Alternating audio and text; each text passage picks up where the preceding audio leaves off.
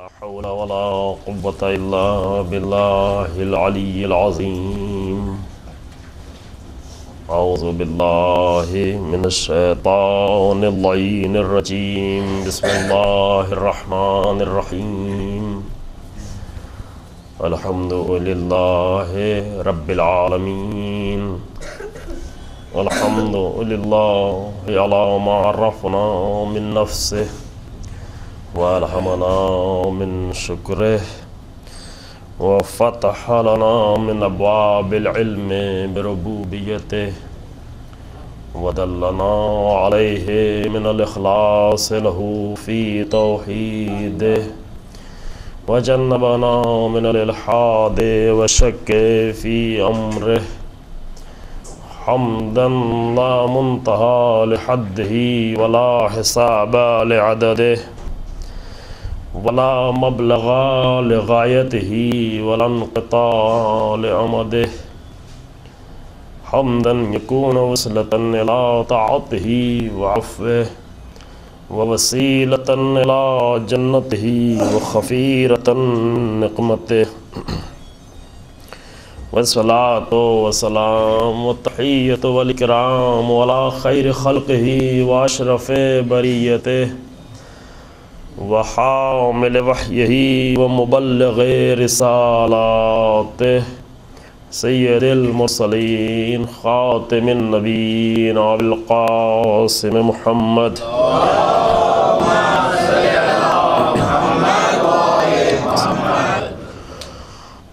ثم الصلاة والسلام على أهل بيته الطيبين الطاهرين المعصومين المظلومين الذين أذهب الله عنهم الرجس وطهرهم تطهيرا.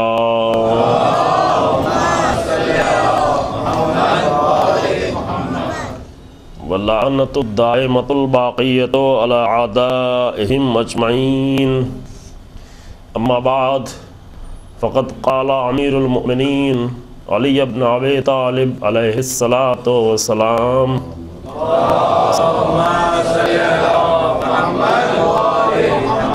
رحم الله امرأ تفكر واعتبر فاعتبر وابصر. صلوات محمد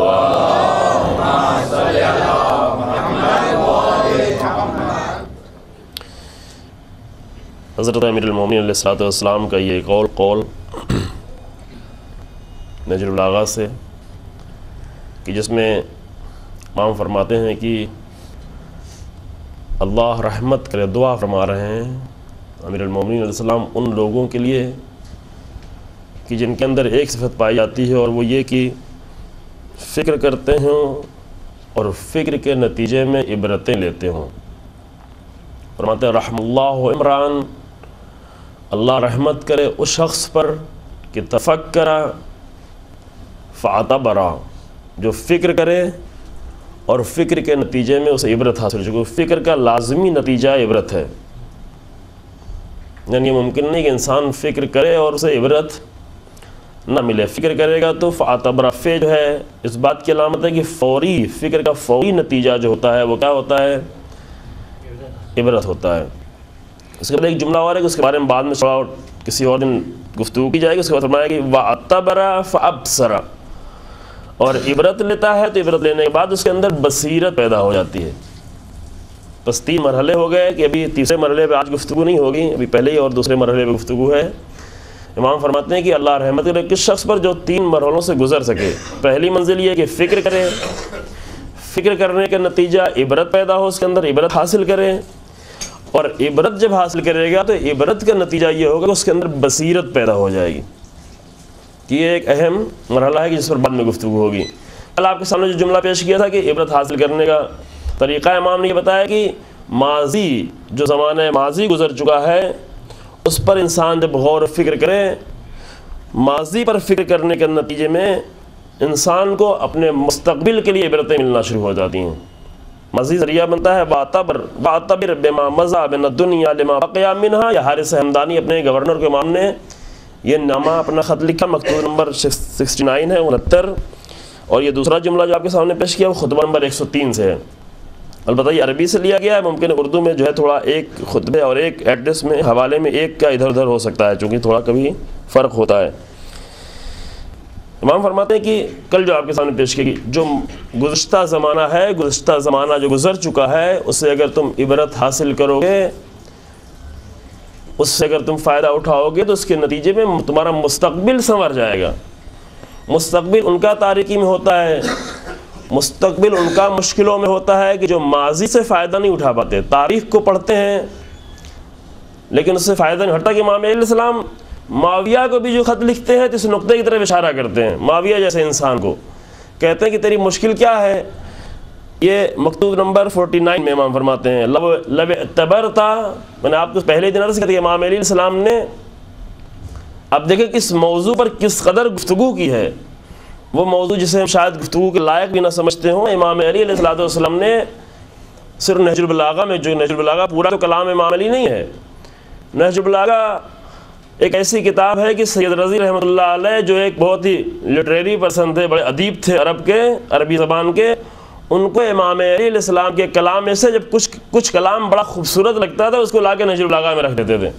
سب کلام نہیں رکھا ہے، اگر امام علیہ السلام کا جو کلام ہے موجود ان تمام کلام کو اکٹھا کیا جائے ایک جگہ پر تو نہج البلاغہ جیسی تقریباً 10 جلدیں بنتی ہیں، ابھی کوشش بھی کی گئی ہے، 10 ویلیومز بنتے ہیں امام کے تمام کلام کو۔ البتہ وہ تمام کلام امام کو جو موجود ہے، جو ضائع ہو چکا ہے وہ اور ہے، اور ایک زمانہ امام کا وہ گزرا ہے کہ امام کلام بھی نہیں کر سکے، اس لیے کہ ہر وقت امام نے گفتگو نہیں کی۔ اکثر خطبات جو ہیں اور اکثر مکتوبات جو ہیں، جو لیٹرز ہیں، وہ سب 4.5 سالہ زندگی کے ہیں، 4.5 سالہ خلافت کا دور، یعنی 4.5 سال جو امام علیہ السلام کے خلافت کے تھے، یہ جتنے خطبے اور جتنے مکتوب ہیں وہ اس 4.5 سال کا نتیجہ ہے جو نہج البلاغہ موجود ہے۔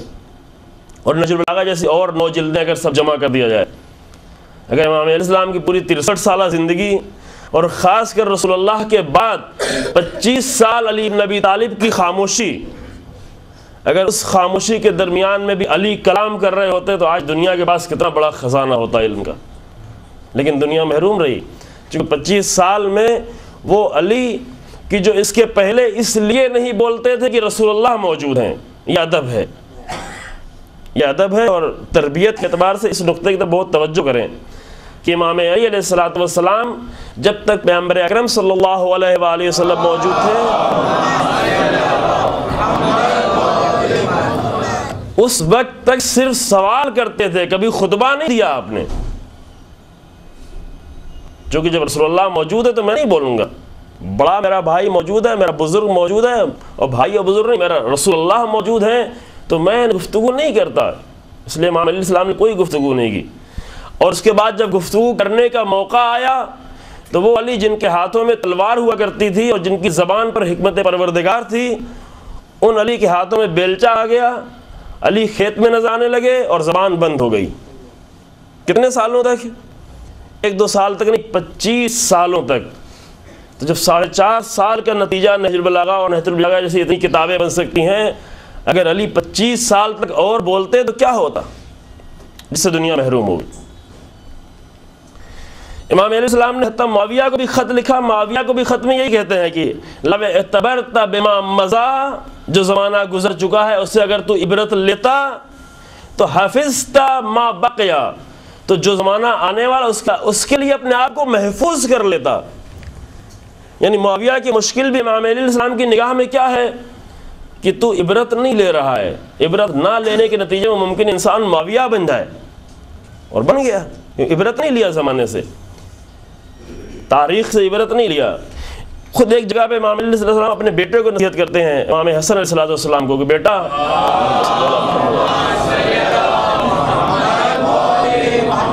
فرماتا ہے اے بنیا انی و ان لم اکو امرت عمر من کان قبلی، اے میرے لال، اے میرے بیٹا، بنیا یعنی خاص لفظ ہے، اے میرے لال یعنی پیار سے بیٹے کو بلانا، کہ یہ بھی تربیت کا ایک نقطہ ہے کہ بیٹے کو جب بلایا جائے، بار بار جگہ جگہ آپ کو ملے گا کہ بیٹے کو آواز دی جائے، اولاد کو، فرزند کو بلایا جائے تو پیار سے انہیں بلایا جائے۔ اس پیار سے بلانے میں بھی ان کی ذہنیت پر، ان کے سائیکولوجی پہ اثر پڑتا ہے، انسان کے سائیکولوجی پہ بہت اثر پڑتا ہے۔ ڈانٹ کے اپنے آپ بیٹے کو بلائیں مثلا پانی چاہیے، کچھ طلب ڈانٹ کے بلائیں یہ کام کرو، جیسے کہ بعض جگہوں پہ ابھی کلچر ہے، ابھی کافی حد تک تبدیل ہوا ہے، لیکن وہ ایک کلچر جو نوابی کا زمانہ بہت دنوں تک گزرا ہے، بادشاہت کا زمانہ، بادشاہت اور نوابی کا کلچر یہ ہوتا ہے کہ کچھ لوگ جو ہے ڈکٹیٹر ہوتے ہیں، ظلم کر رہے ہوتے ہیں، کچھ لوگ ظلم برداشت کر رہے ہوتے ہیں، یعنی یہی ماحول بن جاتا ہے، یہی انسان کی ذہنیت بن جاتی ہے۔ وہ لوگ جو ہمیشہ ظلم برداشت کرتے ہیں، ان سے اگر کہا جائے کہ تم تھوڑا عزت سے زندگی گزارو تو کہتے ہیں ہم کیسے، کر ہی نہیں سکتے، ان کے لیے ممکن ہی نہیں ہے، ایسا کلچر بن جاتا ہے۔ گھر کے اندر بھی اگر ڈکٹیٹرشپ کا زمانہ ہوتا ہے تو مشکل ہوتی ہے، یعنی اولاد کو مشکل ہوتی ہے۔ انبیاء کس طرح آواز دیتے تھے، یا بنیا، جناب لقمان جب نصیحت کر رہے ہیں اپنے بیٹے کو بار بار یا بنیا، اے میرے لال، اے میرے بچے۔ بنیا کا ترجمہ یہ نہیں ہے اے میرے بیٹے، یہ نہیں ہے، اے بنیا یعنی اے میرے لال، جو ہم اردو میں یہ ترجمہ کرتے ہیں۔ امام حسن السلام کو فرمایا یا اے بنیا، اے میرے لال، انی وان لم اکو امرت عمر من کان قبلی، اگرچہ میں نے ظاہری طور پر اتنی لمبی زندگی نہیں گزاری جو ہمارے پہلے اتنے لوگ گزر چکے ہیں، میری عمر یہ ہے، میری کل عمر 63 سال کی عمر ہے اس دنیا میں، عرب میں عام 63 سال پہلے، یہ 63 سالہ زندگی، ہماری زندگی جناب آدم کے زمانے سے جو ظاہری زندگی ہوتی ہے، ایک نور عصمت کی زندگی، اس کی گفتگو بھی نہیں ہو رہی ہے، ایک انسان کی حیثیت سے اس دنیا میں ہم نے زندگی جو گزاری ہے، اگرچہ اتنی لمبی زندگی میں نے نہیں گزاری ہے، لیکن نظر تو فی اعمالہم، ہم نے پچھلے لوگ جتنے گزرے ہیں ان کے ایک ایک کے اعمال میں غور و فکر کیا ہے۔ ایسا نہیں کہ تاریخ پڑھی اور تاریخ پڑھ کے انسان گزر گیا، تاریخ ایک ایسا علم ہے، مثلا علوم کے بارے میں جہاں پر گفتگو ہوتی ہے وہاں پر بحث کرتے ہیں کہ تاریخ، ہر علم کا کچھ نہ کچھ فائدہ ہے، تاریخ ایک ایسا علم ہے کہ جو انسان کو عقل مند بنا دیتی ہے۔ ہسٹری پوری ایک بحث کی بعض، اب یہاں پہ ہم نام لینا نہیں چاہتے چونکہ ہر نام مناسب نہیں ہے۔ 5ویں صدی ہجری کے 15ویں صدی ہجری کے ایک اسکالر نے، انہوں نے بحث کی، آپ اسٹڈیز کے عنوان سے ایک تھیسس تھا بہت پہلے پڑھنا ہوگا، اس میں علوم کے بارے میں انہوں نے گفتگو کی، اور علوم کے بارے میں گفتگو کرتے کرتے کہ ہسٹری میکس مین وائز، ہسٹری جو ہے تاریخ انسان کو عقل مند بنا دیتی ہے۔ تمام علوم کے فائدے وہاں پہ بتائے، مثلا جو ہے میتھمیٹک انسان کو گرے بنا دے، مثلا ایک آدمی جو بہت جلدی کام کرنے والا ہو، اس کے اندر جو ہے سنگینی نہیں ہو، خفیف ہو انسان، اگر ہلکا انسان ہو اور جلدی جو ہے کوئی ریئیکشن ظاہر کرتا ہو تو اسے چاہیے میتھمیٹک پڑھے، تو میتھمیٹکس جو ہے انسان کو گرے بنا دیتی ہے، سنجیدگی اور وقار اس کے اندر پیدا کر دیتی ہے، کیونکہ اس میں کام ایسا کرنا پڑتا ہے کہ آدمی کو بغیر گریونیس کے جو ہے میتھمیٹکس حل ہی نہیں کر پائے گا، انسان وہ بیٹھ ہی نہیں پائے گا۔ بہت لوگوں کو میتھمیٹکس اسی لیے پسند نہیں آتی کیونکہ تھوڑی دیر تک بیٹھ کے سنجیدگی سے بیٹھ کے سوچنے کی ان کو اتنا طاقت نہیں ہوتی۔ تو ہر علوم کے اپنے فائدے ہیں، بلاغت کا اپنا فائدہ ہے، تاریخ کا فائدہ یہ ہے کہ تاریخ انسان کو عقل مند بنا دیتی ہے، لیکن تاریخ کب؟ تاریخ کی عبادتیں نہیں انسان کو عقل مند بناتی۔ مثلا تاریخ کا، ہسٹری کا اسٹوڈنٹ ہو اور پوری ہسٹری پڑھ ڈالے، لیکن کس لیے پڑھے؟ صرف اس لیے پڑھے کہ کسی نہ کسی طریقے سے ایگزام ہو تو ہمارا مارکس اچھے آ جائیں ہمارے، یہ بیچارے اس کو صرف مارکس اچھے مل جائیں گے اگر بہت زیادہ رٹ لیا، چونکہ ہسٹری میں رٹنا پڑتا ہے، اگر ہسٹری کو سمجھا نہیں انسان تو رٹنا پڑتا ہے۔ اس نے رٹ کے جا کر امتحان بھی دے لیا اور اچھے مارکس لے آئے، مارکس اچھے آ گئے، لیکن اس کے اوپر کوئی اثر نہیں ہوا۔ کیوں؟ اس لیے کہ تاریخ کے الفاظ کو پڑھا تھا، واقعات کو پڑھا تھا، لیکن تاریخ کے اندر، واقعات کے اندر عبرت تک نہیں پہنچا تھا۔ تاریخ کب انسان کو عقل مند بناتی ہے؟ اس وقت یہ تاریخ انسان پڑھے اور اس کی عبرتوں پر غور کرنا شروع کرے، پھر بہت دلچسپ سبجیکٹ بھی ہو جاتا ہے، بہت ہی مزیدار سبجیکٹ ہے۔ جو لوگ پڑھتے ہیں ان کو اندازہ ہوگا کہ تاریخ جو بہت دلچسپ سبجیکٹ ہو جاتا ہے۔ کب دلچسپ ہوتا ہے؟ اس وقت ہوتا ہے کہ جب اس کی عبرتوں پر انسان غور کرنے کا ہنر سیکھ لے، نہ صحیح کہ ماضی کی کچھ انفارمیشن اس کو مل جائے، اس سے کوئی فائدہ نہیں ہے۔ اگر ماضی کی انفارمیشن سے انسان کے پاس آ جائے اس سے کوئی حاصل نہیں ہوتا، کوئی نتیجہ نہیں نکلتا، لیکن اگر تاریخ پر غور کرنا شروع کر دے تو امام علیہ السلام کیا فرماتے ہیں؟ نظر تو فی اعمالہم، تاریخ پر غور کرنا یعنی یہ، میں نے ان میں سے جو ہمارے پہلے گزر چکے ہیں ان میں سے ہر ایک کے اعمال میں غور و فکر کیا۔ نظر یعنی بہت عربی میں نظر یعنی بہت ہی گہرائی سے سوچنا کسی مسئلے کو۔ وَفَكَّرْتُ فِي أَخْبَارِهِمْ، ان کی جو خبریں آئیں ان کی خبروں میں ہم نے فکر کیا، دیر تک بہت فکر کیا۔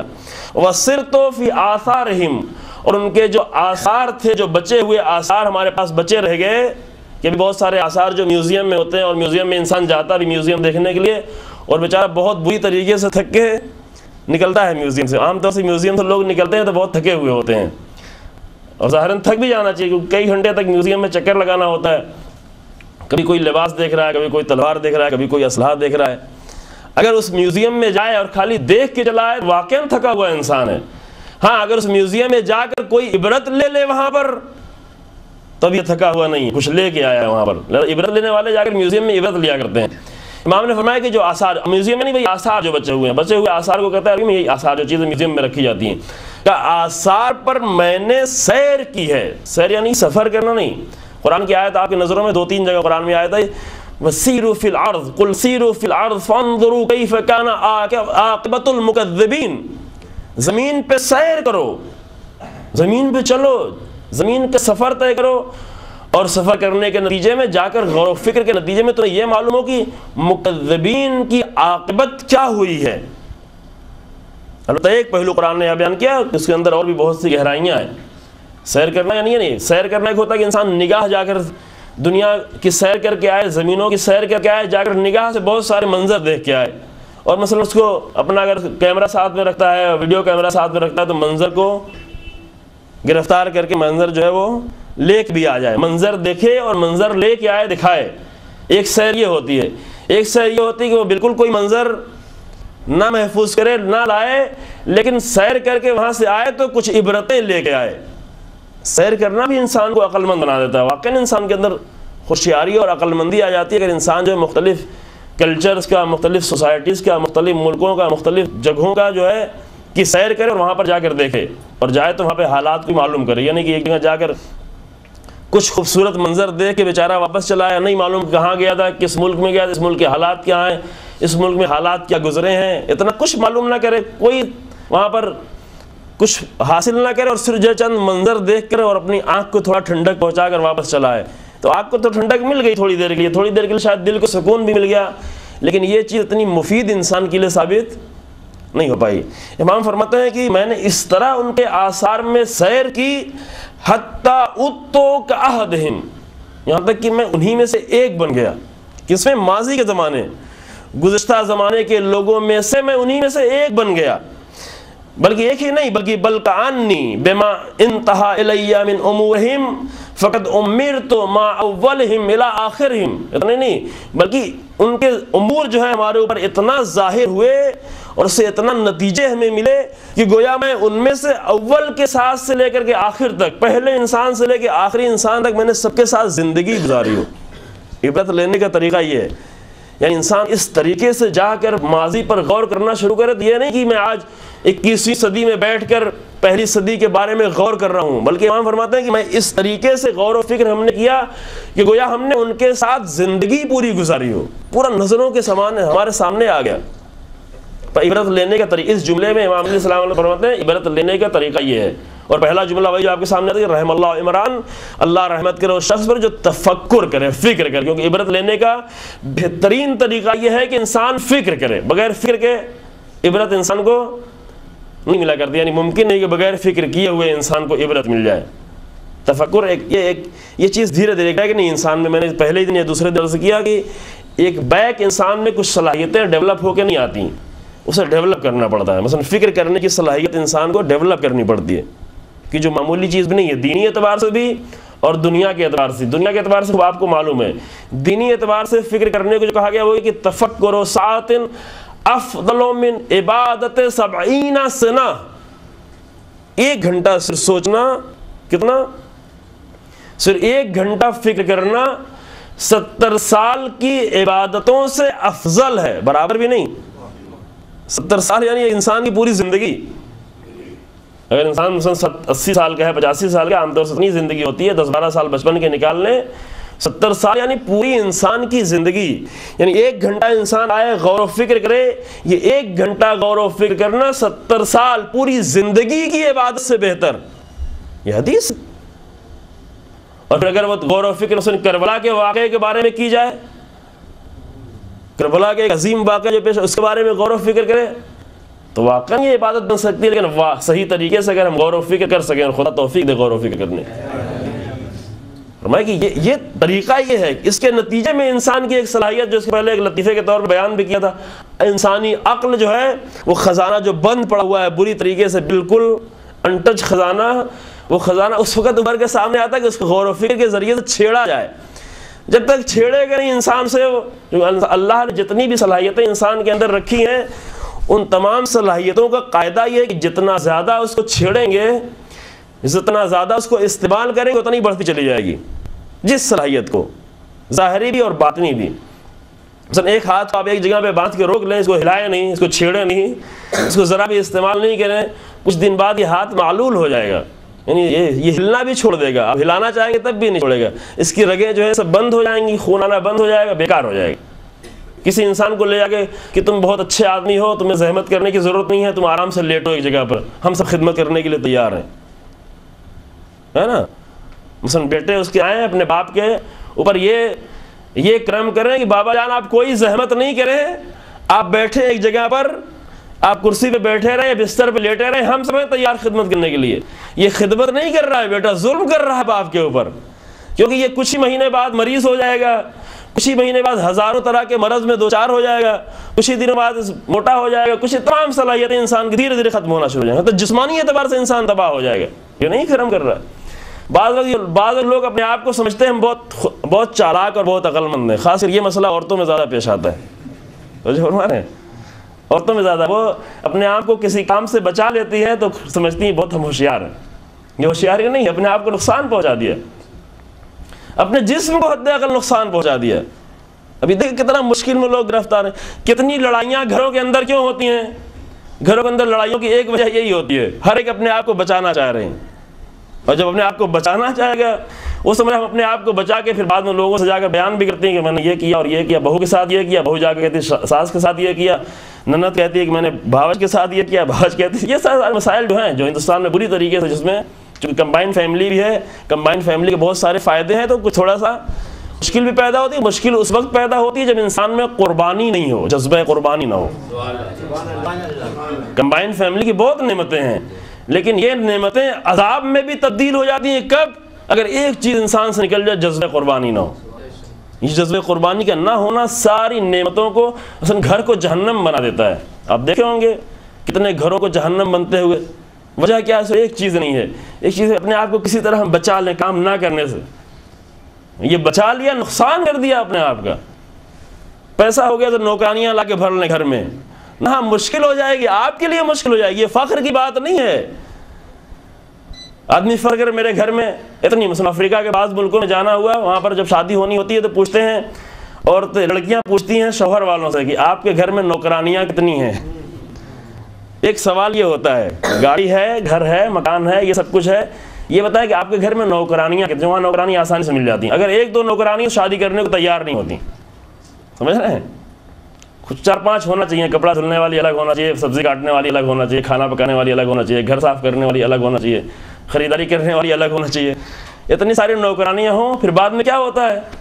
40 سال گزرتے گزرتے پھر بھاگنا شروع کرتے ہیں انڈیا کی طرف، وہاں علاج بھی نہیں ہو پاتا افریقہ میں، تو آتے ہیں سب انڈیا، چلو علاج کرنے کے لیے۔ چلو اچھا، انڈیا والوں کو فائدہ ہو جاتا ہے۔ یہ مشکل ہے۔ اللہ کی دی ہوئی جو قوتیں ہیں، اگر اس کو استعمال نہیں کرے گا تو تباہ ہو جائے گا انسان، چھن جائے گی قوتیں۔ تجربہ کر کے دیکھ لیں، زندگی میں بہت تجربے آپ کے سامنے ہوں۔ اور سب سے بڑی قوت انسان کی عقل، اس کا استعمال کرنا انسان چھوڑ دے۔ یہ عقل نہ استعمال کرنے ہی کا نتیجہ یہ سب کچھ ہے جو آپ دیکھ رہے ہیں۔ یہ بیچارہ جو اپنے جسم کو نہیں استعمال کر رہا ہے، کیوں؟ اس لیے کہ اس نے عقل نہیں استعمال کیا ہے۔ اگر عقل استعمال کرتا تو آگے بڑھ بڑھ کے کام کر رہا ہوتا ہے، مجھے کرنے دو یہ کام مجھے کرنے دو، میں مریض نہ ہو جاؤں۔ لیکن چونکہ عقل استعمال نہیں کیا ہے، تو وہ لطیفہ چٹکلا اس کے پہلے بیان کیا تھا کہ اللہ کی بارگاہ ہم لوگ یہی کہیں گے، پروردگارا میں سب کچھ تو ضائع کر کے آیا ہوں، لیکن ایک چیز بالکل بچا کے لایا ہوں۔ کیا بچا کے لاؤ؟ کہ عقل کو بچا کے لایا ہوں، بالکل اس کو ٹچ بھی نہیں کیا ہے۔ اگر اس کو نہیں ٹچ کریں گے مشکل میں پڑ جائیں گے۔ تفکر نہیں کریں گے، فکر نہیں کریں گے تو عقل نہیں ڈیولپ کرے گی، نہیں ڈیولپ کریں گے تو عبرتیں نہیں لے پائیں گے، عبرتیں نہیں لے پائیں گے تو ایک اچھے انسان نہیں بن پائیں گے۔ یہ تربیت دی جا رہی اتنی حدیثوں سے. امام فرماتے ہیں کہ اللہ رحمت کرے، یعنی رحمت یہ قانون ہے کہ جب بھی انسان فکر کرنا شروع کرتا ہے تو خود بخود رحمت پروردگار کا سایہ اس کے اوپر مڈلانے لگتا ہے. قانون ہے یہ دعا جو کر رہے ہیں امام، یہ نہیں ہے کہ فکر کرے گا الگ سے بعد میں رحمت الگ سے آئے. حتیٰ دوسرا انسان غیر مومن، جو قانون جو ہوتا ہے اللہ کا اس میں مومن و غیر مومن نہیں دیکھا جاتا. تو جو فرما رہے ہیں کوئی بھی ہو، ملحد ہو انسان، اللہ کو مانتا نہیں ہو، اگر اس نے فکر کرنا شروع کیا تو اللہ کی طرف سے خزانے اسے ملنا شروع ہو جاتے ہیں. یہ نہیں دیکھتا اللہ کی یہ تو کافر، اسے ہم کیوں دیں خزانہ، علم کا خزانہ کیوں دیں، سمجھ کیوں دیں، شعور کیوں دیں. نہ، قانون یہ ہے کہ اگر فکر کرو گے تو ملے گا. فکر کیا تو ملا. کتنے انسان آپ دیکھیں اپنے آپ کو بچاتے ہیں، مومن نہیں ہے لیکن بہت ساری چیزیں سے اپنے آپ کو بچاتے ہیں، اور جب بچاتے ہیں اس سے فکر کرتے ہیں تو رحمت پروردگار آتی ان تک. وہی رحمت جو رحمان والی رحمت ہے، رحیم والی رحمت نہیں. رحیم والی رحمت مخصوص ہے مومنین کے لیے، رحمان والی رحمت سب کے لیے ہے. لیکن رحمان والی رحمت کس کو ملے گی؟ رحمان والی رحمت یہ نہیں دیکھے گی آگے کہ فلاں انسان بیچارہ وہ چپ چاپ پڑا ہوا ہے، کچھ نہیں کرتا، حرکت بھی نہیں کرتا، چلو ہم اس کو رحمت دے دیں. کہ نہیں، رحمت کا قانون یہ نہیں ہے. رحمت کا قانون یہ ہے کہ آؤ کچھ کرو، کچھ فکر کرو، کچھ کوشش کرو، رحمت پروردگار آنا شروع ہو جائے گی. جس چیز کو استعمال کرو گے اسی پر رحمت نازل ہوگی. جس قوت کو استعمال کرو گے اسی قوت پر رحمت نازل ہوگی اور وہی بڑھنا شروع ہو جائے گی، چاہے کوئی بھی ہو، مومن ہو یا کافر ہو. عقل کو استعمال کرے گا انسان تو عقل انسان کی بڑھنا شروع ہو جائے گی. عبرت تک جانے کے لیے کم سے کم ایک کام کیا کرنا ہے انسان کو؟ فکر کرنا. کہ جو فکر کرنا آدمی سمجھتا ہے ہم عبادت کر کے آئے مسجد سے نکل کے، اور جب فکر کرتا ہے تو یہ نہیں سوچتا یہ بھی عبادت کر رہے تھے. یہ مشکلات ہیں ہماری. انسان بیٹھ کر دین کے بارے میں فکر کرتا ہے کہ صحیح دین ملے، اس میں انسان عبادت نہیں سمجھتا، جبکہ وہ بڑی عبادت ہے. اگر وہ 1 گھنٹہ بیٹھ کے انسان نے سوچ لیا تو وہ 70 سال کی عبادتوں سے بہتر تھا، بہتر تھی عبادت. وہ روایت ہے، بہت ہی خوبصورت روایت کا جملہ ہے. جب جناب آدم کو اللہ نے خلق کیا، میں اپنے موضوع سے تھوڑا دور ہوتا جا رہا ہوں لیکن انشاءاللہ جلدی پہنچ جاؤں گی، بات ادا ہو سکے. جناب آدم کو جب اللہ نے خلق کیا، یہ روایت ذہن میں آ گئی جس سے گزرنا میرے لیے مشکل ہو رہا ہے. تو جناب آدم کے پاس 3 چیزیں بھیجیں، 3 چیزیں جناب آدم کے پاس بھیجیں شکل بنا کے ان کی. ایک دین، دوسرے حیا جس کے بارے میں کل گفتگو کی، کہا تھا کہ یہ بعد میں اشارہ ہوگا. دوسرے حیا، تیسرے عقل. اور تینوں کو جناب آدم کے پاس سامنے جا کر جناب آدم کے سامنے کھڑے ہو گئے. کیا کام ہے؟ کام کو اللہ نے بھیجا ہے اور اللہ نے ہم سے یہ کہا ہے کہ جاؤ اور آدم کے سامنے یہ کہو کہ ان تینوں میں سے کسی ایک کا انتخاب کر لیں. اللہ آدم کو بھی پیدا کر کے چھوڑ نہیں دیتا، ان کا بھی امتحان چلتا رہتا ہے نا. یہ نہیں میرا نبی ہے، میرا خلیفہ ہے تو بس اس کے بعد ضرورت کیا ہے. نہ، اس کے بعد بھی امتحان ہوگا. اس کے بعد جنت میں رکھیں گے، بہشت میں، وہاں بھی امتحان ہوگا. امتحان کے لیے رکھا گیا جناب آدم کو. خوب بعض جگہ امتحان میں مشکل بھی پیش آئی ان کو. تینوں آ کر کھڑے ہو گئے جناب آدم کو، بس عقل، حیا اور دین کہ ہم میں سے تینوں میں سے کسی ایک کو آپ انتخاب کر لیں. اصول کافی کی روایت یہ ہے. جناب آدم اب اگر ہمارے سامنے لا کے رکھا جائے ابھی 3 چیزیں، اللہ کی طرف سے تحفہ، عقل کا تحفہ، حیا کا تحفہ اور دین کا تحفہ، تو کیا انتخاب کریں گے؟ اپنے آپ کو خود ہی ہر ایک چیک کریں. ابھی آپ اس سے نا اندازہ لگا لیں کہ ہم چونکہ عقل کے موضوع پہ بحث کر رہے ہیں، گفتگو کر رہے ہیں، تو آپ میں یہی ہوگا.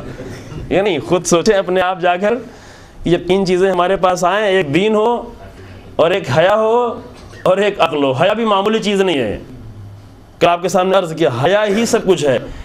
انسان اکثر گناہ کرتا ہے، کیوں؟ اس لیے کہ حیا اس کی ختم ہوئی ہوتی ہے. اگر حیا ہو تو نہیں کر سکتا انسان. اکثر خطائیں انسان کرتا ہے کیونکہ حیا نہیں ہوتی. اکثر برائیاں انسان کس لیے ہوتی؟ حیا نہیں ہوتی. انسان اپنے آپ کو ذلیل کر لیتا، کیوں؟ اس لیے کہ حیا نہیں ہوتی. حیا معمولی چیز نہیں ہے، ہم حیا کو معمولی سمجھتے ہیں. انسان اپنے کو یا دوسروں کو ذلیل کر لیتا ہے اس لیے کہ حیا نہیں ہوتی. دوسروں کو ذلیل کرنا آسان سمجھنے لگتا ہے کہ اس کے نتیجے میں خود بھی ذلیل ہوگا کیونکہ حیا نہیں ہوتی. تو حیا معمولی چیز نہیں ہے. روایت میں کہا کہ لا دین لمن لا حیا اللہ، جس کے لیے حیا نہیں اس کے لیے دین ہی نہیں ہے. اب 3 آ کر جناب آدم کے سامنے کھڑے ہو گئے، دین، حیا اور عقل. اب باری ہے انتخاب کی. کس کو انتخاب کرے جناب آدم؟ ہم جیسے لوگوں پہلے دین کو انتخاب کرو. دین سب سے اچھی چیز دین ہے، دین میں عبادتیں ہیں، دین میں پھر دعائیں پڑھیں گے، دیر دیر تک بیٹھ کے دعائیں پڑھیں گے، دیر دیر تک اللہ سے ثواب مانگیں گے، دیر دیر تک اللہ سے جنت مانگیں گے، ملے گا نا؟ جنت مل جائے گی دین کے بدلے میں۔ جناب آدم نے دین کا انتخاب نہیں کیا۔ حیا اتنی اہم چیز جو عزت کی بنیاد انسان کی، اور عزت سب سے بڑا انسان کا سرمایہ، اس کے باوجود بھی جناب آدم نے حیا کا انتخاب نہیں کیا، عقل کا انتخاب کر لیا کہ عقل مجھے چاہیے۔ عقل کا انتخاب کر لیا تو فرشتوں نے کہا حیا سے اور دین سے کہ اب تم واپس جاؤ۔ جناب آدم انتخاب کر چکے، عقل کا انتخاب ہو گیا، اب تم دونوں واپس جاؤ۔ وہ دونوں اپنی جگہ پہ کھڑے رہیں۔ پوچھا اب جا کیوں نہیں رہے ہو؟ کہ اللہ نے حکم دیا ہے مجھے کہ جہاں پر عقل ہو وہیں پر میں بھی رہوں، چھوڑ نہیں سکتی، میں جا نہیں سکتی۔ جہاں عقل ہوگی وہاں دین کا ہونا ضروری ہے، اور اس کے برعکس بھی ہے، اگر عقل نہیں ہوگی تو دین بھی نہیں ہوگا۔ یہ دین نہیں ہوگا، یہ دیندار انسان جس کے پاس معرفت نہ، بعد میں گفتگو ہوگی بصیرت کی، معرفت کی۔ یہ دیندار انسان جو بہت دینداری کر رہا ہے، اگر اس کے پاس عقل و معرفت و بصیرت نہیں ہے تو اس کا دین ہر لمحے خطرے میں ہے۔ کسی بھی لمحہ اس کو خطرہ ہو سکتا ہے، کتنی ہی دینداری کیوں نہ کر چکا ہو، عقل نہیں ہے تو خطرے میں ہے۔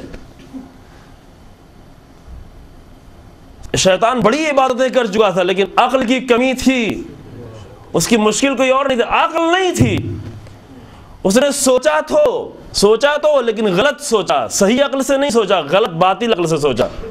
کیونکہ بعض چیزیں ہوتی ہیں انسان اسے عقل سمجھتا جبکہ وہ عقل نہیں ہوتی۔ امام علیہ السلام سے آ کر پوچھا گیا کہ عقل کیا ہے؟ اب یہ بھی روایت سن لیں، یہ بھی اسی اصول کافی کی پہلے چیپٹر ہے، پہلے بیان کیا جا چکا ہے۔ اصول کافی جو ہماری سب سے اہم کتاب ہے قرآن کے بعد، حدیثوں کی سب سے اہم کتاب، اس اصول کافی میں سب سے پہلا چیپٹر کتاب العقل والجہل ہے۔ عقل اور جہالت کے معنی یعنی ہم جہالت کی بات کرتے ہیں، علم اور جہل کہتے ہیں، علم اور جہالت نہ، علم اور جہالت الگ چیز ہے۔ علم اور جہالت جو ہوتی ہے، اس کے جہالت کے معنی ہوتی ہے نادانی، اور ایک جہالت کیا عقل کے مقابلے اس کے معنی ہے حماقت۔ تو یہاں پہ پہلا چیپٹر کیا ہے؟ عقل و جہل، پہلا چیپٹر۔ اس میں اگر راوی سوال کرنے والے سوال کیا امام امیر المومنین علیہ السلام سے کہ مولا عقل کیا ہے؟ تو فرمایا عقل کی تعریف کا العقل ما عبد بہ الرحمن واکتسب بہ الجنان۔ عقل وہ ہے کہ جس کے ذریعے سے انسان اللہ کا بندہ بن جائے۔ عقل بندگی کی طرف لے آتی انسان کو۔ بندگی نہیں ہے یعنی کیا؟ یعنی بیچارے کی عقل میں کئی مشکل ہے۔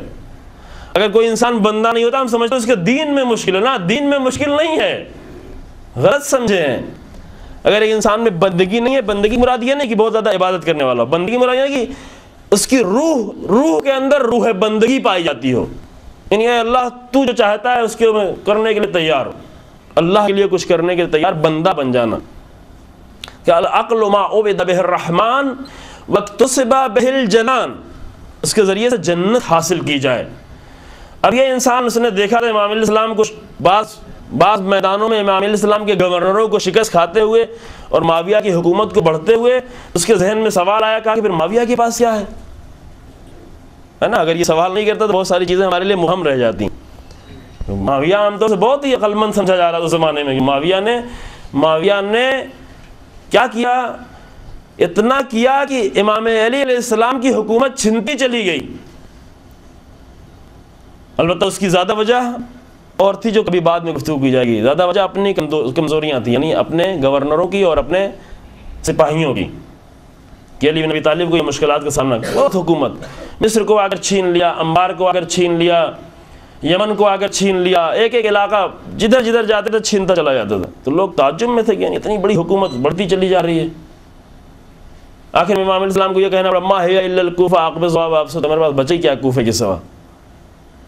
کوفہ بچا ہے۔ البتہ اپنے سپاہیوں کے امام خطاب کر کے کہہ رہے ہیں کہ تمہاری وجہ سے، دشمن کی وجہ سے نہیں، تمہاری وجہ سے، کہ ایک پورا چیپٹر ہے اس پہ کبھی اگر فرصت ہو گفتگو کرنے کے 2-4 دن کم سے کم، کہ امام علیہ السلام نے کیا سبب تھا، کیا وجہ تھی کہ امام علیہ السلام کو یہ دن دیکھنا پڑا، کہ کہا فرمانا پڑا کہ ما ہی الا الکوفہ۔ تو وہ انسان اس کو تعجب ہوا، اس نے کہا کہ اگر عقل کے ذریعے سے جنت حاصل کی جاتی ہے تو یہ تو طے ہے، اور بندگی انسان کو ملتی ہے تو یہ تو طے ہے، بندگی ادھر نہیں ہے، اور لوگ کہتے ہیں وہ بہت عقل مند بھی ہے، تو اس کے پاس کیا ہے؟ تو امام نے کہا کہ تلک الشیطنۃ والنکرہ، یہ عقل نہیں ہے، دھوکہ نہیں کھایا انسان. کبھی کبھی انسان اپنے آپ کو دھوکہ دے رہا ہوتا ہے، شیطنت کو استعمال کر رہا ہوتا ہے، سمجھتا ہے ہم اپنی عقل کو استعمال کر رہے ہیں. عقل اور چیز ہے، شیطنت اور چیز ہے. تو جو ہے شیطنت، شیطانی قوت کو انسان استعمال کرتا ہے، شیطانی قوت کو کبھی کبھی بڑھا بھی دیتا ہے، کبھی کبھی یہ بڑھ بھی جاتی ہے. مثلا بعض لوگ اپنی شیطانی قوتوں کو بڑھانے کے لیے بڑا گندا گندا کام کرتے ہیں، بڑے برے برے کام کرتے ہیں تاکہ شیطانی قوتیں بڑھ جائیں، پھر اگر لوگوں کا علاج کرنا شروع کرتے ہیں. اور بڑے بڑے مومن اور دیندار لوگ جاتے ہیں ان کے پاس کہ میرے لیے کچھ کر دیں، آپ یہ تعویذ لکھ دیں اور یہ کر دیں اور یہ کر دیں. انہوں نے شیطانی قوتوں کا استعمال کیا ہے، اس کے لیے بڑے غلیظ کام کرنے پڑتے ہیں ان کو. شیطان کو اپنے اختیار میں کرنے کے لیے بڑے غلیظ کام کرتے ہیں، اور غلیظ کام کر کر کے کبھی آپ دیکھتے ہیں نا مومن لوگ اٹھ کے جاتے ہیں غیر مومن کے پاس، اصل غیر مسلمان کے پاس جاتے ہیں مشکل حل کرانے کے لیے. اس کے پاس خدا نے یہ نعمت کہاں سے دے دی؟ یہ نعمت نہیں تھی، یہ شیطنت تھی. ہاں مگر یہ کہ شیطنت، ہاں شیطان کو اللہ نے اختیار دیا ہے.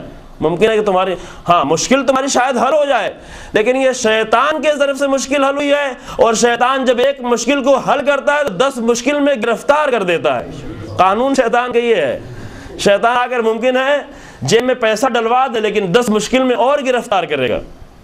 شیطانی قوتوں سے انسان جاتا ہے کہ اپنی مشکل حل کرنے کے لیے. اللہ کا بندہ کہاں پہنچ گیا؟ ایک شیطنت میں گرفتار ہوا.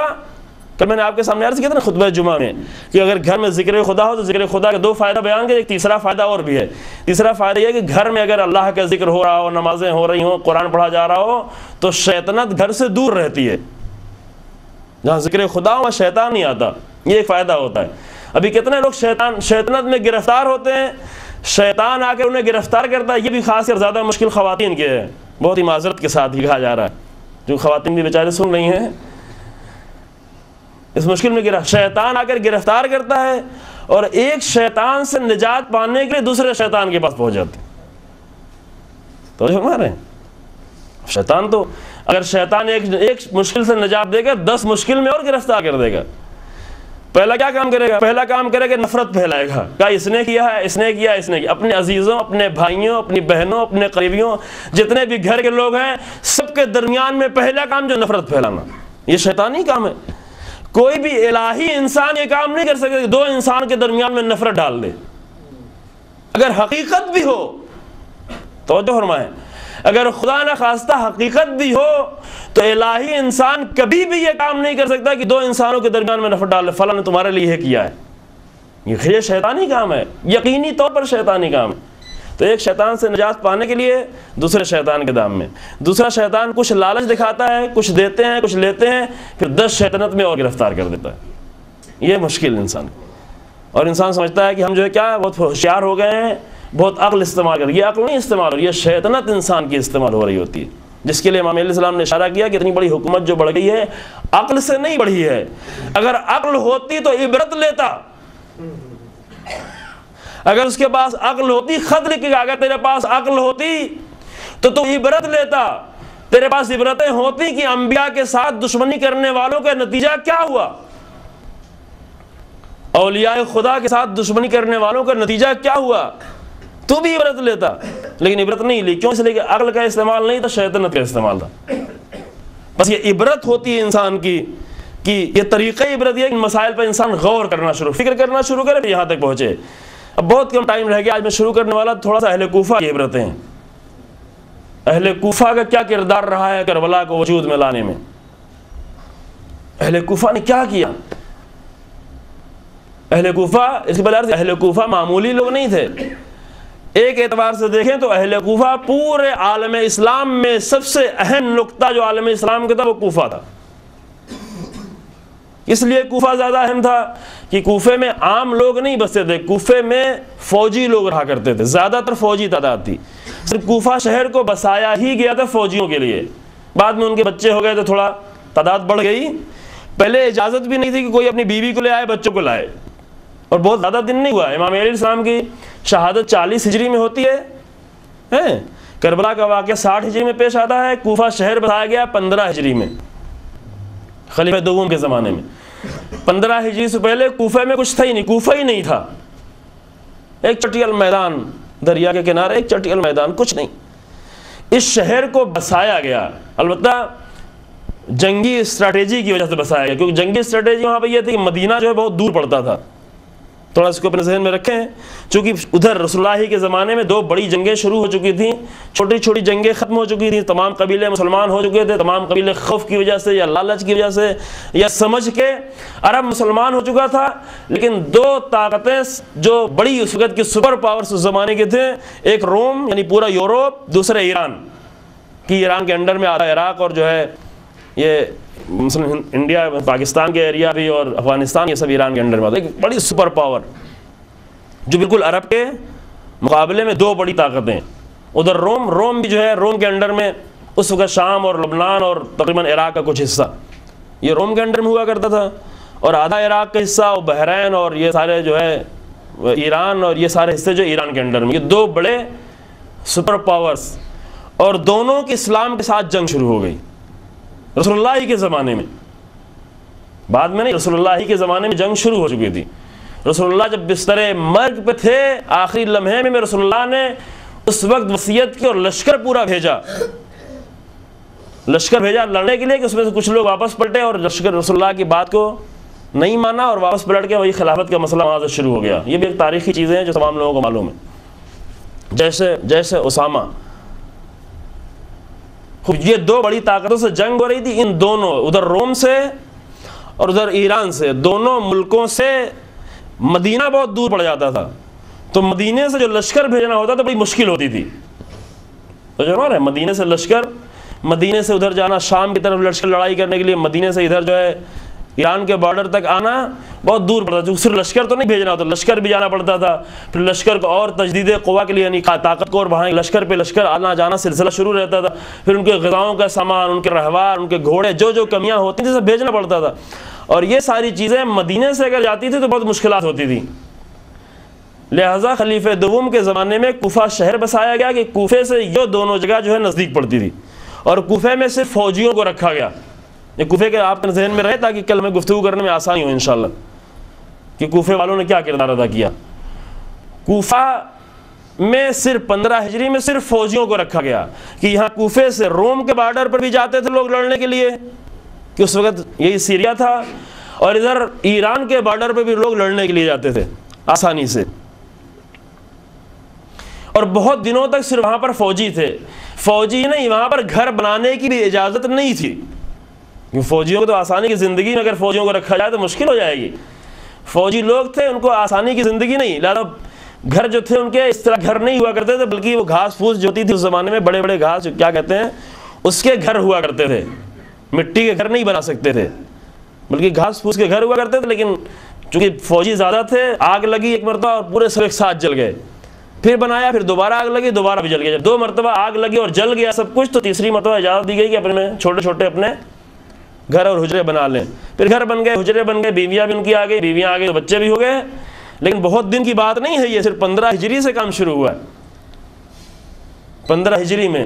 اور یہ بات ابھی ذہن میں یاد رکھیں، بعد میں شاید اس کی ضرورت پڑے گی. یہ شہر بھی بسایا گیا سعد ابن ابی وقاص کے ذریعے سے، جو عالم اسلام کا بڑا جرنیل، فوجی کمانڈر، جس کے ذریعے سے پورا ایران فتح ہوا.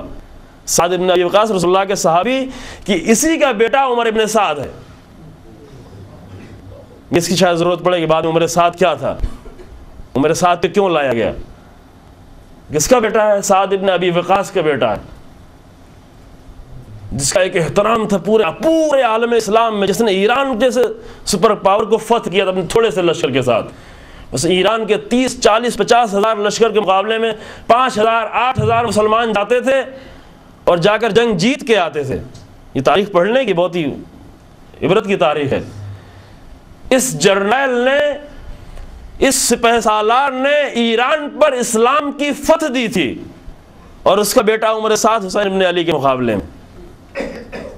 سعد ابن ابی وقاص کے بیٹا عمر ابن سعد کربلا کے لشکر کے سپہ سالار حسین ابن علی کے مقابلے میں. بعد میں عرض کیا کہ کیوں ایسا ہوا، کیوں اسی کو انتخاب کیا گیا. خوب سعد ابن ابی وقاص کے ذریعے سے یہ شہر بسایا گیا، کوفہ شہر. اور ابھی کل اس شہر کو بسے ہوئے کتنے سال ہوئے ہیں؟ کل 45 سال. 15 ہجری میں سے شہر بسا ہوا ہے، اور 61 ہجری میں واقعہ پیش آتا ہے کربلا کا. 61 ہجری کی شروعات میں کل 45 سال. اس شہر کی عمر جو ہے 45 سال ہے، اور اس 45 سال کی عمر میں اس شہر میں اکثر اسلامی سپہ سالار اور فوجی رہے ہیں، اور کربلا میں جو لشکر آیا تھا یزید کا لشکر، کبھی کبھی اس کہتے ہیں شامی لشکر، شام سے کوئی لشکر نہیں آیا تھا، یہ آپ کو معلوم ہونا چاہیے، تو جو فرمان ہے وہاں پہ شام سے کوئی لشکر نہیں آیا تھا، جتنا لشکر تھا سب کے سب کوفے ہی سے آیا تھا، یعنی عالم اسلام کی فوجی چھاونی سے لشکر تیار ہو کے آیا، کہاں؟ حسین ابن علی کے مقابلے میں۔ عبرت یہاں پر ہے، کربلا کی عبرتیں اگر ہے تو اس پہ آ کر دیکھیں کیوں ایسا ہوا۔ شامی لشکر اگر کہتے ہیں، اس لیے شامی لشکر کہتے ہیں کہ چونکہ یزید شام میں تھا اور یزید اصل حاکم تھا، اس لیے شامی لشکر کہتے ہیں۔ شام بہت دور تھا اور شام سے اتنی جلدی کوئی لشکر بھی نہیں آ پایا۔ 2 محرم کے امام حسین السلام کربلا آئے، 4 محرم کو ابن زیاد مسجد میں جا کر اس نے خطبہ دیا، خطبے میں خوف اور لالچ، یہ فیکٹرز، یہ 2 چیزیں جس سے خریدا جاتا ہے لوگوں کو، یا خوف کے ذریعے سے یا لالچ کے ذریعے سے۔ لالچ دی، خوف دی، کہ اس کے بارے میں تھوڑا سا بعد میں گفتگو اور کریں گے۔ اور 4 محرم کو پہلا لشکر تقریباً 13,000 یا کچھ ہزار کا لشکر، پہلا لشکر کوفے سے نکلا، اور 4 محرم سے لے کے 9 محرم تک سارے لشکر آتے رہے، کہ شام سے آ ہی نہیں سکتے اتنی دور سے، سارے لشکر کوفے اور کوفے کے اطراف سے سب اکٹھا کیا گیا۔ تو امام حسین السلام کے مقابلے میں کون لوگ آئے تھے جنگ کرنے کے لیے؟ اسلامی ملک کی فوجی چھاونی کے فوجی لوگ حسین ابن علی کے مقابلے میں۔ کون سا فوجی لوگ، کون سا ملک؟ وہ ملک اور وہ شہر کی جو اتنا زیادہ اہم تھا کہ امام علی علیہ الصلوۃ والسلام نے مدینے کو کیپٹل ہونا ترک کیا اور اپنی حکومت کا کیپٹل کوفے کو بنا دیا، جس میں امام علیہ السلام نے 4 سال تک زندگی گزاری اپنے 4.5 سالہ حکومت میں۔ 4 سال جہاں پر علی بن ابی طالب کی حکومت کا جو مرکز رہا کوفہ، اور اس کے بعد 6 مہینے تک امام حسن علیہ السلام کی حکومت کا مرکز یہ کوفہ، سریانی کی فوجی چھاونی نہیں بلکہ امام علیہ السلام کی حکومت کا مرکز بھی۔ اور اب آپ کا کل کو جملہ یاد دلائے کہ کیا ہوا کہ صرف 20 سالوں میں، پھر دوبارہ وہ جملہ تکرار کر رہا ہوں، کیا ہوا کہ صرف 20 سالوں میں امیر المومنین کا کوفہ زینب بنت علی کے کوفے میں تبدیل ہو گیا۔ کیا یہاں عبرت نہیں ہے؟ کربلا کی عبرتیں یہاں شروع ہوتی ہیں، صرف 20 سالوں میں، 40 ہجری سے لے کر 61 ہجری کے شروعات تک 20 سالوں میں امیر المومنین علیہ السلام کی حکومت کا کوفہ اور امارت کا کوفہ زینب بنت علی کی اسارت کے کوفے میں تبدیل ہو گیا۔ کون کون سے اس میں کردار بنے، کوفے میں کون کون سے گروہ تھے؟ ابھی فرصت نہیں، لیکن انشاءاللہ کل یہ گفتگو جاری رکھیں گے کہ کوفے میں کن لوگوں نے کیسا کردار ادا کیا، کوفے میں کس طرح کے لوگ، ضروری ہے پہچاننا۔ اتنے سالوں سے، اتنے دنوں سے ہم کربلا کا ذکر کر رہے ہیں، معلوم ہو کہ کہاں سے یہ سب کچھ ہوا ہے۔ یہ نہیں کہ ایک دن میں اگر جنگ ہوئی یہ سب ختم ہو گیا، سامنے دشمن کافر تھے، نہ، وہ کافر سے بھی بدتر تھے، لیکن یہ کافر سے بدتر کون لوگ بنے ہیں؟ روز عاشور تو وہ کافر سے بدتر تھے، لیکن 10 دن پہلے وہ کیا تھے؟ عبرت یہاں سے شروع ہوتی، 10 دن پہلے وہ کافر تھے۔ کوفے کے لوگ کون لوگ تھے اور کیوں کربلا آ گئے، اور کیسے کربلا آ گئے، کیا سوچ کے آئے تھے، کیا ہو گیا؟ کہاں انسان قدم رکھتا ہے تو کہاں تک بڑھ کے جانا پڑتا ہے۔ ممکن ایک وقت انسان ایک چھوٹا سا قدم اٹھائے، لیکن یہ چھوٹا قدم انسان کو بہت دور تک لے جائے۔ کہاں تک لے جائے؟ حسین ابن علی کے قتل تک لے جائے۔ پہلے بہت سے کوفے والے سوچ بھی نہیں رہے تھے کہ حسین ابن علی کا قتل کرنا پڑے گا مجھے اپنی تلوار سے۔ عمر سعد بھی یہ نہیں سوچ رہا تھا، تو جو فرما رہے ہیں، عمر سعد بھی یہ خیال نہیں کر رہا تھا حسین ابن علی کا قتل، میں حسین ابن علی کا قاتل بن جاؤں۔ سعد ابن ابی وقاص کا بیٹا ابن زیاد نے شمر کو نہیں اپنا سپہ سالار بنایا تھا، کسی بدبخت انسان کو اپنا سپہ سالار نہیں، عمر سعد، جس کو لوگ احترام سے، جس گلی سے گزرتا تھا، جس راستے سے گزرتا تھا، لوگ احترام سے دیکھتے تھے یہ سعد ابن ابی وقاص کا بیٹا ہے، جو دیندار بھی تھا، بے دین انسان نہیں تھا۔ ابن زیاد کو جب ضرورت پڑتی ہے حسین ابن علی کے مقابلے میں کسی کو لانے کی، تو شمر کو نہیں بلاتا، عمر سعد کو بلاتا ہے۔ یہ عبرت ہے، عمر سعد کہیں بھی پیدا ہو سکتا ہے، عمر سعد سے لوگ استفادہ کرتے ہیں، عمر سعد بنایا جاتا ہے، عمر سعد ایک دن میں بنتا نہیں ہے۔ جب عمر سعد سے کہا گیا کہ تجھے شہر رے کی حکومت ہم یہ دے رہے ہیں، یہ لے، یہ پروانہ شہر رے کی حکومت کے، یہ نامہ لے کے جا، تو شکریہ ادا کیا، بہت شکریہ آپ کا. ابھی شکریہ ادا ہی کر رہا تھا کہ نہیں، ایک کام چھوٹا سا اور کر کے پھر اس کے بعد شہر رہ جانا. اپنا لشکر تیار کرو، جو تمہیں شہر لے کے جانا ہے ایک چھوٹا سا اور کام کر کے جاؤ. چھوٹا کام، جبکہ چھوٹا کام نہیں تھا وہ. کہا کیا کرنا ہے؟ کہا کہ حسین ابن علی کوفے کی طرف آ رہے ہیں، ابھی کربلا کی طرف جا رہے ہیں، یہ مسئلہ ختم کر کے اس کے بعد شہر رہ چلے جاؤ. عمر ساتھ ٹھہر گیا. کہ حسین ابن علی کے مقابلے میں میں جاؤں، حسین ابن علی کے مقابلے میں میں جاؤں، بھئی یہ مجھ سے نہیں ہوگا. کہا نہیں ہوگا تو واپس کر دے، یہ جو نامہ دیا اسے واپس کر دے. لیکن عمر سعد کہاں بنتا ہے؟ عمر سعد کیوں بنتا ہے؟ عمر سعد حسین ابن علی کو قتل نہیں کرنا چاہتا تھا، کہا واپس کر دے. اب اندر سے وہ عمر سعد، اس کی وہ قارونیت یا فرعونیت جاگی. کہا کہ ایک رات کا موقع مجھے مل جائے، ایک رات کا موقع. شام کی بات تھی، رات میں اس نے عمر سعد نے حکم دیا تھا کہ ایک رات کو مجھے موقع دیا جائے. کہا ٹھیک ہے تجھے موقع دیتے ہیں. یہ واپس گیا، جا کر اپنے دوستوں سے مشورہ کیا. کسی بھی دوست نے اسے یہ کام کرنے کا مشورہ نہیں دیا. سب نے کہا کہ پوری دنیا اگر تجھے دی جائے پھر بھی حسین ابن علی کے قتل میں تو شریک نہیں ہونا. لیکن سارے دوستوں کے مشورے ایک طرف، شیطان کا مشورہ ایک طرف. اور جب صبح ہوئی تو وہ آ کر تیار آمادہ، ایک رات میں تیار ہو گیا. زیادہ ٹائم نہیں لگا، ایک رات میں عمر سعد حسین ابن علی کے مقابلے میں جانے کے لیے تیار ہو گیا. سامنے کیا تھا؟ شہر رے کی حکومت. لیکن ابھی بھی یہ سوچ رہا ہے کہ جا تو رہے ہیں، شاید مجھے قتل نہ کرنا پڑے. ابھی بھی یہی سوچ رہا ہے. لہذا کربلا آنے کے بعد 8 محرم تک اس کی کوشش یہی تھی کہ کسی طرح حسین ابن علی کے قتل سے میری تلوار نہ ہو رنگین. 8 محرم تک کئی میٹنگ ہوئی، کئی مرتبہ بات ہوئی، گفتگو ہوئی، کئی خط لکھا ابن زیاد کو، اور ابن زیاد کو بار بار یہ سمجھایا کہ جنگ نہ ہونے پائے.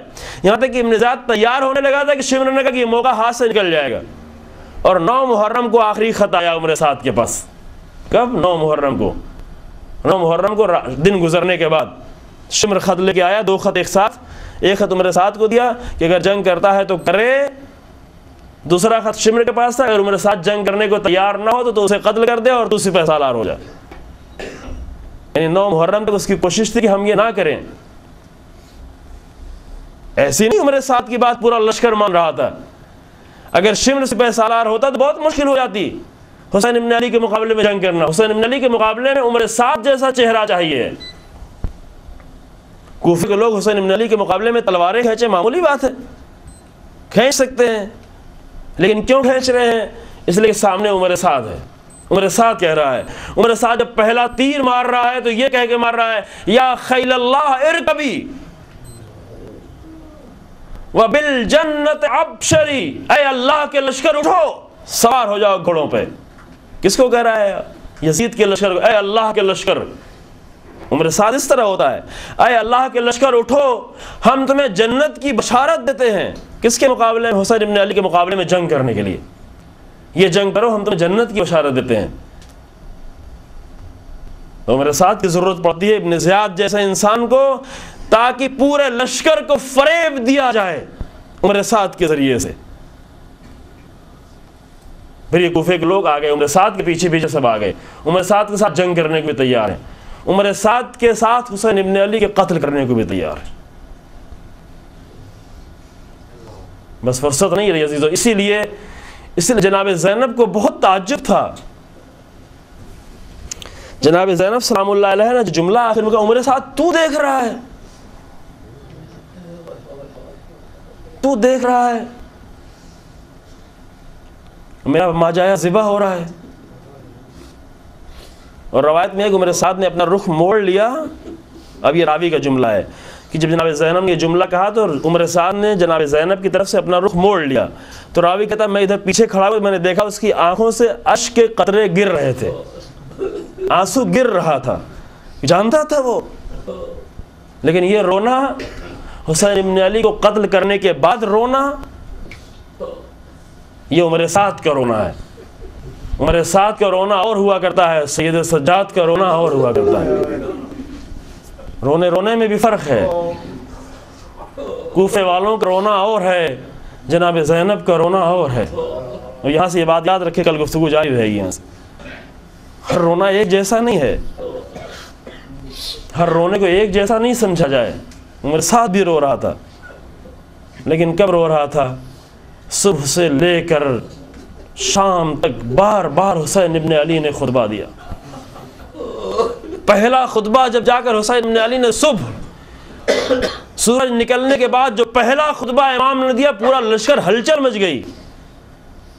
اور گھبرایا عمر سعد کہ کہیں لشکر میرا ٹوٹ کے حسین ابن علی کی طرف چلا نہ جائے. اس کے پہلے بتایا آپ کے سامنے 32-33 لوگ ٹوٹ کے آ گئے تھے، اور بہت سے لوگ آنا چاہتے تھے. یہ بھی عبرتیں ہیں کہ بہت سے لوگ آنا. قرہ ابن قیس کا کہنا ہے کہ اگر حر جاتے ہوئے مجھے بتا دیتے تو میں بھی حر کے ساتھ چلا جاتا. لیکن کیوں نہیں آیا؟ اس لیے نہیں آیا کہ جانتا تھا، آنا بھی چاہتا تھا، لیکن اتنی جرات نہیں تھی کہ اکیلے آ سکے. کبھی کبھی انسان حق جانتا ہو، حق کی طرف آنا بھی چاہتا ہو، لیکن اگر جرات کی کمی ہو تو وہ قرہ ابن قیس جیسا یزیدی لشکر کا سپاہی بن جاتا ہے. چاہتا تھا، کہہ رہا تھا میں اگر مجھے بتاتا تو میں آ جاتا. کیونکہ ایک جرات کی کمی انسان کو یزیدی بنا دیتی ہے. وہ یہ تھوڑی سی جرات دکھاتا، حر کی طریقے سے آتا، حسینی بن جاتا. وہی جرات کی کمی اسے یزیدی بنا دے رہی ہے. عبرتیں یہ ہوا کرتی ہیں. کربلا کی عبرتیں یہ ہیں. بہت ساری عبرتیں کربلا اس لشکر میں بہت ساری عبرتیں بھری پڑی ہیں جو عمر سعد کے ساتھ آیا ہے لشکر. ایک دو عبرتیں نہیں، سینکڑوں عبرتیں اسی لشکر میں ہیں. یہ نہیں کہ وہ سب کے سب کافر تھے، آ گئے تھے سب قتل کرنے کے لیے. کیسے کیسے لوگ آئے تھے، کچھ شاید بیان ہو آپ کے سامنے. عمر سعد جب امام نے خطبہ دیا تو عمر سعد گھبرا گیا کہ اس خطبے کے بعد کہیں سب چلے نہ جائیں مجھے چھوڑ کر.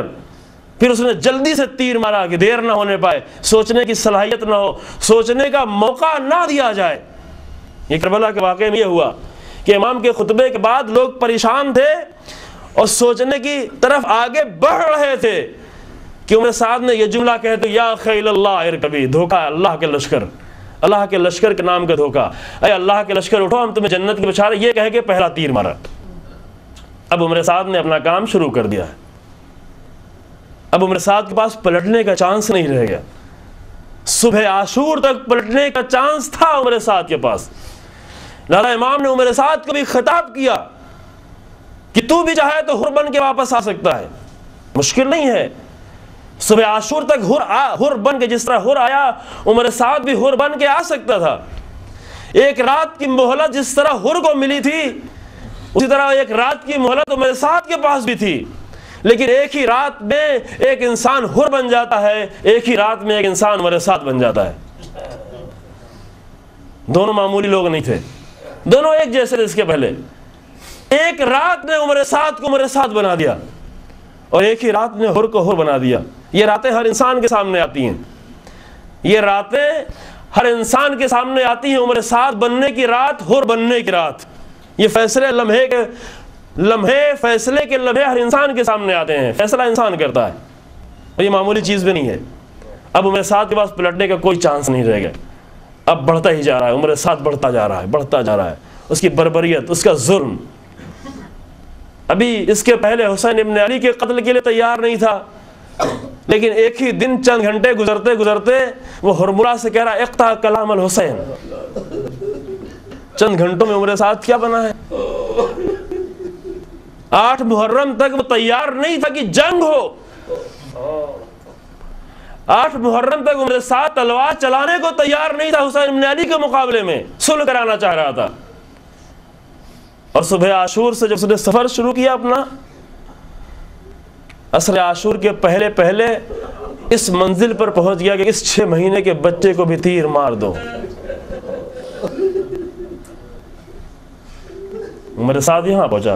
عمر سعد یہاں پہنچا کہ جب حسین ابن علی میدان میں آئے مقتل کی طرف، حسین ابن علی جب بالکل تنہا رہ گئے مقتل میں. اللہ اللہ، حسین ابن علی کی تنہائی جب بالکل مقتل میں تنہا رہ گئے، جس کو ائمہ نے یاد کیا، امام نے یاد کیا، حسین ابن علی کی تنہائی کو یاد کیا. عاشور کا دن گزر چکا ہے، پھر اگلے سال جب عاشور آئے، عصر کا لمحہ آئے، تو تھوڑی دیر کے لیے حسین ابن علی کی تنہائی کو سوچئے. جب بھی سوچئے حسین ابن علی جب تنہا ہوئے تو میرے ساتھ کہہ رہا ہے بھیجو کسی کو، حسین آؤ. تانے دے رہا ہے کہ اب عباس نہیں رہے۔ جناب عباس کی آواز مقتل سے آئی تو حسین ابن علی جملہ یہی تھا، اے میرے بھیا تمہارے جانے الان انکسر ظہری وقلت حیلتی وشمت بی عدوی، اے میرے بھیا تمہارے بعد دشمن ہمیں تانے دیں گے، اب تمہارا عباس نہیں ہے حسین، اب تمہارا عباس نہیں ہے۔ دشمن نے تانے دینا شروع کر دیے، حسین تنہا ہو چکے ہیں، بالکل تنہا ہو گئے حسین۔ السلام علیکہ ایھا الوتر الموتور، اے تنہا حسین تم پر سلام۔ امام نے سلام کیا ہے، السلام علیکہ یا ثار اللہ وابن صالح والوتر الموتور۔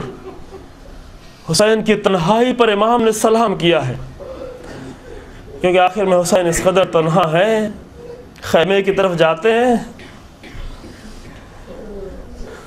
یا سکینۃ یا رقیہ یا زینب یا ام کلثوم علیکن منی السلام، سلام کیا، رخصت ہونا چاہتے ہیں، لیکن یہ رخصت کا منظر یہ بہت سخت ہے، سید سجاد سے بھی رخصت ہونا ہے۔ ابھی تھوڑی دیر پہلے جب حسین نے حل من ناصر ینصرنا کی صدا بلند کی تھی تو خیمے سے سید سجاد نے بھی اٹھنا چاہا تھا، خیمے کے دروازے تک آئے تھے، جس امام کی شہادت کی تاریخ ہے، دروازے تک آئے عصا کا سہارا لیتے ہوئے، جب پیچھے مڑ کے امام حسین نے دیکھا، آواز دی، یا ام کلثوم احبسی ہے لا اللہ یخلو العرض من نسل آل محمد، ام کلثوم میرے لال کو سنبھالو کہ کئی نسل آل محمد سے زندگی خالی نہ ہو جائے، کئی نسل آل محمد سے زمین خالی نہ ہو جائے۔ سید سجاد واپس گئے تو پھر غش کے عالم میں ہیں، حسین ابن علی سب کو رخصت کر رہے ہیں، اور سید سجاد کو رخصت کرنے آئے، جب اٹھے اور اٹھنا چاہا اور بابا کی مدد کرنی چاہی تو کہا میرے لال تیری منزلیں اس کے بعد اور سخت آنے والی ہیں۔ بہنوں سے رخصت ہوئے، بیٹیوں سے رخصت ہوئے، آخر میں چھوٹے چھوٹے بچوں نے آ کر دامن پکڑ لیا۔ بچن جملے مصاحب کے عزیزوں، چھوٹے چھوٹے بچوں نے آ کر حسین ابن علی کا دامن پکڑ لیا۔ اللہ اللہ، حسین کی تنہائی۔ اب تو حسین نہیں کہہ سکتے اے میرے بھیا عباس آؤ ان کے لیے پانی کا انتظام کرو، آ کے یہی کہا مولا میں پیاسے ہیں، ہم پیاسے ہیں، آپ جا رہے ہیں اور ہم پیاسے ہیں۔ جب گھر خالی ہو، آپ بھی جب سفر پہ جاتے ہیں تو گھر سارے سامان فراہم کر کے جاتے ہیں، سب کچھ لا کر پھر پڑوسیوں سے، عزیزوں سے، رشتہ داروں سے کہتے ہیں ہم چند دن سفر پہ جا رہے ہیں، میرے بچوں کا خیال رکھنا۔ سب کچھ گھر میں ہے، کوئی دشمن بھی نہیں ہے، پھر بھی دوسروں سے کہتے ہیں میرے بچوں کا خیال رکھنا۔ حسین مقتل میں جا رہے ہیں، اس عالم میں کہ خیمے خالی ہے، ایک بیمار کے سوا کوئی نہیں، بچے بھوکے اور پیاسے، ایسے عالم میں اگر بچوں نے دامن پکڑا تو حسین ابن علی کیا کہے؟ بیویوں کو تو سمجھا سکتے ہیں، زینب بنت علی کو تو دلاسا دے سکتے ہیں، ام کلثوم اور رباب کو سمجھا سکتے ہیں، لیکن چھوٹے چھوٹے بچوں نے دامن پکڑا ہے، ان چھوٹے بچوں کو حسین کیسے سمجھائے؟ بہن کی طرف رخ کیا، آواز دیا اختا احبسیہن، اے میری بہن آؤ ان بچوں کو سنبھالو۔ بیویاں آئی، بیویوں نے ایک ایک بچے کو اپنے سینے سے لگایا، حسین ابن علی گھوڑے پہ سوار ہوئے، چاہا کہ تیزی سے مقتل کی طرف بڑھے کہ پیچھے سے بہن کی آواز آئی، محلن محلا یا ابن رسول اللہ، اے میرے بھیا آہستہ آہستہ، اے میرے بھیا آہستہ آہستہ، یہ 55 سال کا ساتھ، 56 سال کا ساتھ اتنی جلدی نہیں چھوٹے گا میرے بھیا، دھیرے دھیرے مقتل کی طرف جاؤ کہ زینب دل بھر کے دیکھ لے میرے بھائی حسین۔ حسین ابن علی مقتل میں آئے، جنگ کر رہے، ایسی جنگ جو سب کو معلوم ہے، ایسی جنگ کبھی کسی نے نہیں دیکھی، حسین ابن علی کی جنگ۔ بس چند جملے مصائب کی منزل تک آ جائیں، ایسی جنگ حسین ابن علی کر رہے ہیں کہ دشمن پریشان ہے، اور جنگ کرنے کا انداز یہ ہے کہ جب دشمن کو پیچھے ڈھکیل دیتے ہیں تو تھوڑی دیر بعد پھر واپس پلٹ کے آ کر ایک مرکز پہ ٹھہر جاتے ہیں، ایک ایسی جگہ جو خیمے سے بھی نزدیک ہو اور دشمنوں سے بھی نزدیک ہو، اس لیے کہ حسین ابن علی کو صرف دشمنوں سے جنگ ہی نہیں کرنی ہے، اپنے خیموں کی حفاظت بھی کرنی ہے۔ ایک مرکز کی طرف بار بار حسین دشمن جب بھاگتا تھا تو حسین پھر واپس پلٹ کے آتے تھے، ٹھہر جاتے تھے۔ ایک مرتبہ جنگ کرتے کرتے نہر فرات کے قریب پہنچے، نہر فرات سے جب بہت قریب ہو گئے آواز دی، میرے بھیا عباس، اے میرے بھیا تم نے جنگ نہیں کی، آؤ آج حسین ابن علی کی جنگ دیکھ لو میرے بھائی۔ دشمن نے یہ سوچا کہ حسین ابن علی نہر فرات کے قریب پہنچ گئے ہیں، اپنے خام خیال میں سوچا کہیں پانی نہ پی لے، اور اگر پیاسے حسین سے جنگ کرنا مشکل ہے تو اگر حسین پانی پی لیں گے تو جنگ کرنا ممکن نہیں ہوگا۔ اسے نہیں معلوم کہ جو چند لمحے پہلے اپنے 6 مہینے کے بچے کو لے جا کر دفن کر کے آیا ہے وہ بھلا کیسے پانی پیے گا، وہ جس کا جوان بیٹا پانی مانگ کے واپس چلا گیا۔ لیکن دشمن نے یہ سوچا کہ حسین نہر فرات کے قریب پہنچے ہیں، لہذا وہ گھوم کر دور سے ایک چکر لگا کر دشمن خیموں کی طرف بڑھا۔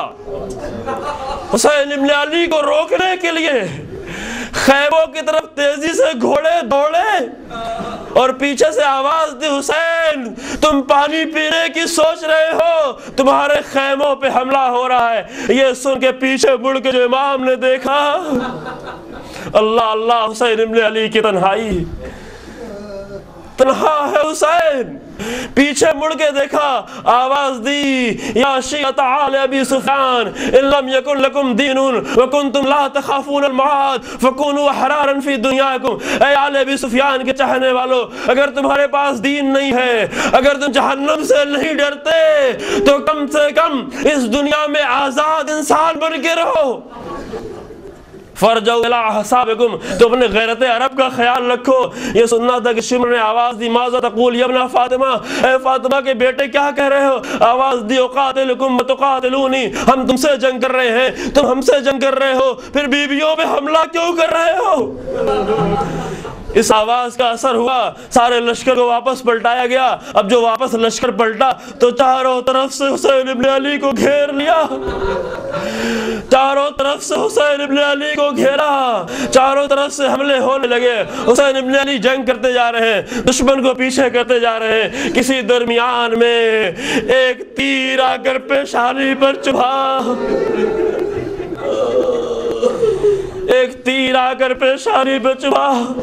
جسم سے تیر نکالنا آسان ہے عزیزو، لیکن سخت پیشانی سے تیر نکالنا سخت منزل تھی۔ حسین ابن علی نے تیر نکالا کہ ایک پتھر آ کر پیشانی پر لگا، خون جاری ہو رہا تھا۔ جو خون جاری ہوتے ہوتے چہرے پر اور آنکھوں میں خون بھرنے لگا، چاہا کہ ابا کا دامن اٹھا کر آنکھوں کو خون سے صاف کرے کہ ایک 3 پھل کا تیر حسین ابن علی کے سینے پہ آ کے لگا۔ تیر اتنی تیزی سے لگا کہ پیچھے سے تیر کو کھینچا، یہ کہہ کے بسم اللہ و باللہ و فی سبیل اللہ، خون کا ایک فوارہ جاری ہوا، جسم سے سارا خون نکل گیا۔ حسین گھوڑے پہ ڈگمگانے لگے، چاہتے ہیں گرنا تو نیزے مار مار کے حسین ابن علی کو داہنے سے بائیں، بائیں سے داہنے، آخر میں جب زمین پہ آئے لاشا تیروں پہ معلق ہوا، شمر آگے بڑھا، ایک بہن خیمے سے نکلی، اما فیکم مسلم، کیا تم میں کوئی مسلمان نہیں ہے؟ جب کوئی جواب نہ ملا، آواز دی، اے عمر سعد تو دیکھ رہا ہے اور میرا ماجا ہے۔